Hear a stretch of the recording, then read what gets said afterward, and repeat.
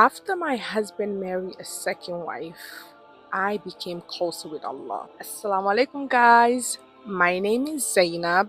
Welcome to my channel. Today, I wanted to talk to you guys about how my deed had changed ever since my husband took a second wife. I know this is not a topic a lot of women don't want to hear about or listen to, but this is actually, we are living in this. This is my life actually. So I wanted to give you guys my take on how I overcame this hardship that was very difficult for me. It's not easy. What I'm going to talk about in this video today, this is not how I felt when it happened 2 years ago. But I have overgrown. I had helped me through the process, which I can say Alhamdulillah. Every day I say Alhamdulillah because I get the chance to wake up, I get a chance to worship my Lord, I get a chance to ask for forgiveness. It's a lot. It's amazing to be alive. It's amazing to be giving a second chance. And Alhamdulillah to Allah Rabbus Samawati. Guys, 2 years ago, my husband decided to get a second wife. And this was not an easy thing. He did tell me that he started letting me know a year back, oh, he's thinking about getting a second wife. At that time, I thought he was joking. It was not serious. Because sometimes we used to talk about what if it comes to a point that you think of another woman, you want to have a girlfriend. I would rather you having a wife because we are Muslims. This what I prefer than me changing women every day. I said, if you are capable financially and you can handle it, I would rather you do it. But at that time, I was not thinking like this is gonna happen to me anytime soon. Because at that time, we were only 9 years married and we had 4 kids, and my youngest was only 1. So when he was preparing and he let me know the girl's coming and this is gonna happen soon, guys, I went into depression because at that time I was not, the faith that I have, the relationship I have with Allah was very weak. I used to be a kind of, I can say, a hypocrite. I pray today, I don't pray tomorrow. I can say that. But may Allah subhanahu wa ta'ala forgive me and forgive anyone and guide all of us. Because since he had told me and was moving so fast, that's when I was like, there's something I need to find. There's something that I'm missing in my life. I was so isolated because I'm a person that do not share my problems with others because people is never going to understand you. Everybody problems are different. Allah is going to give you a problem. It's only you that is going to be able to solve that. And if you're not careful, you're going to ruin your marriage. And at that time, all I had was like, I need to go back to my Lord. I need to start praying. I need to start crying to Allah because He is the only one that can help me at this stage.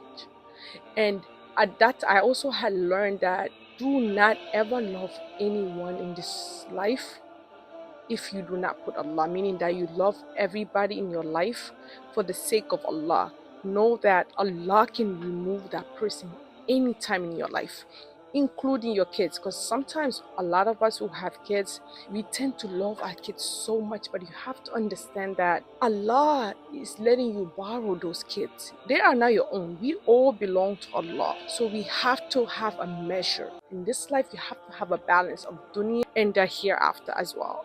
So you can't always be like, oh, you just want to have fun. No, you have to know that there's a limit for it, to anything.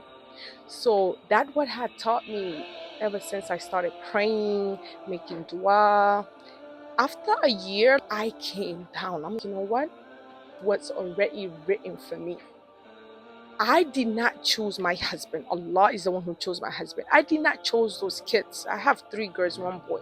Allah chose the gender of kids that He wanted to let me borrow in this lifetime.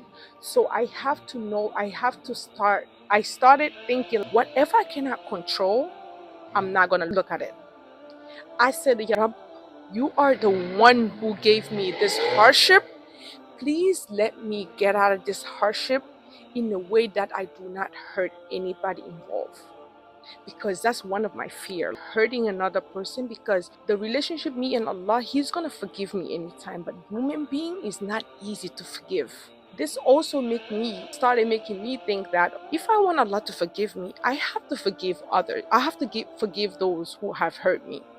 And at that moment, I used to think I didn't want my husband close to me. I used to make so much problem in the house. But I realized that this is his test as well. He was destined to have. If I pack up and leave, if Allah has destined for him to have multiple wives, he's gonna have them. If I leave, another woman is gonna come in.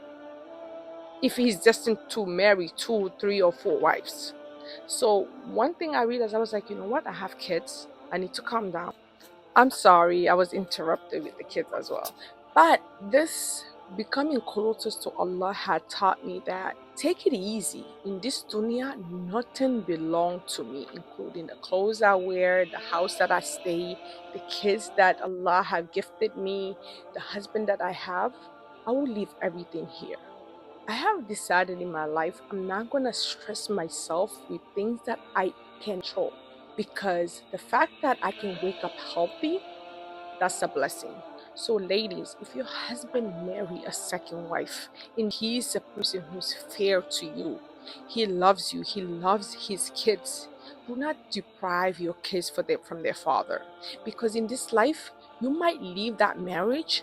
Maybe you're gonna go and marry to be a second wife. If you're Muslim, I don't know, my culture, you might be able to go be a second wife to another marriage as well, or third or fourth.